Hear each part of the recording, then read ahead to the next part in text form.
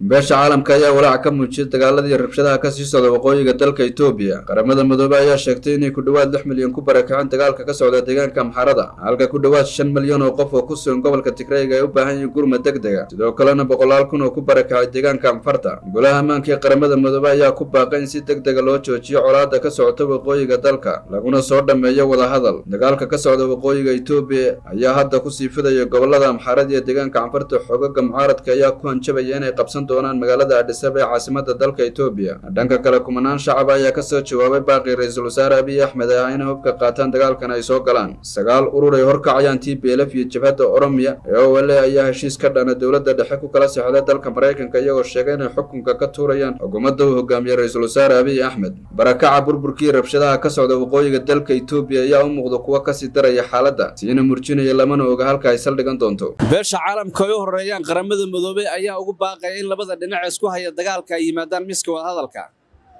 balse laakiin dhinacyadan ayaan u muuqanin waqti xaaligan la joogo inay isugu yimaadaan wada hadal, iyadoo mid walba dhankeeda ay ku naaloonayso guul ay ka gaadhay dhanka kale ka soo horjeeda.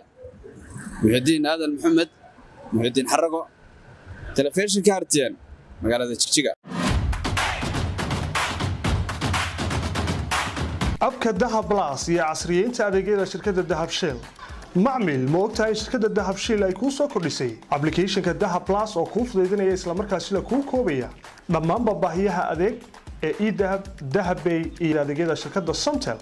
waliba Dahab Plus waxaad ugu isticmaali kartaa dal iyo dibadda. haddaba sidee ayuu u shaqeynayaa applicationka Dahab Plus? Google App Store-ka ama Play Store-ka mobile-kaaga, kadibna raadi Dahab Plus.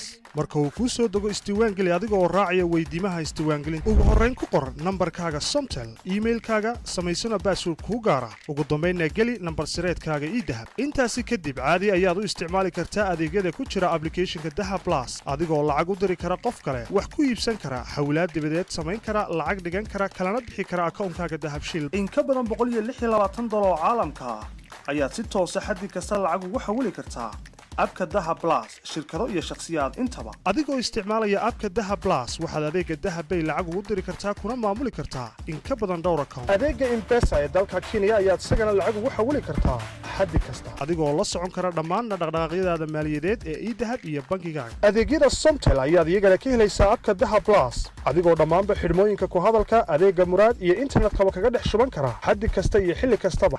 Dahab Plus waa koobista adeeg kasta iyo xafidaad fudud. mar kasta iyo mar kastaba ku isticmaal applicationka Dahab Plus.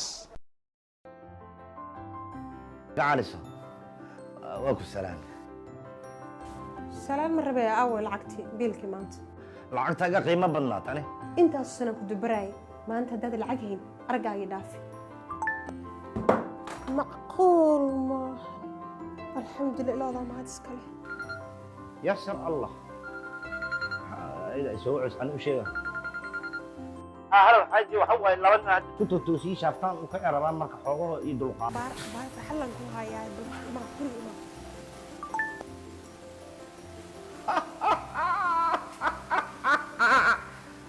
حاجي أخبار فرحة لنا نكوها يا دي ترى عنا أخبار فرحة لنا نكوها يا يشك هذا إذا ما هو حرت وراها أنت أخبار فرحة لك وش أو كوجوليس سامتينها waxaan ku guuleystay ina ooyayga soo mardan ima burinaysto bajaajan ku guuleystay ana ku dhahay dib dambe ima burinaysan ku dhahay dagaan ku dhaga bajaaj lacagtan kale saadiga hay farxad ii sheeg ana waxaan ku guuleystay 10 garan oo dahab ah wallahi shirkadda isgaarsiinta Somtel waxay ku soo kordhisay ku shubo oo ku guuleyso macmiil ku shubo kaarka hadalka ama internet Somtel si aad ugu guuleysato 10 kun oo hadiyado ay ka mid yihiin gawaariha Hyundai cusub, bajaaj lacag iyo hadiyado kale badan.